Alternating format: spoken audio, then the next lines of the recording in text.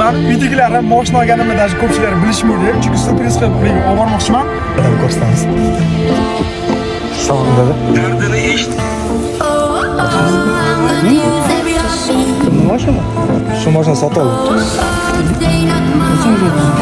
Bugun o'tirib ko'ring. Nega? Mani mashinam rostdan sotib oldim men. Mashina sotib oldim. Qani dedi.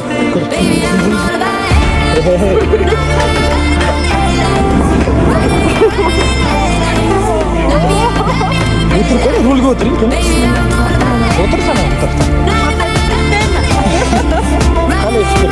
Keyin akam keldi, ana ham. Mashina sotib oldim. Xo'las, shu mashinacha. Oila a'zolarimni juda ham zo'r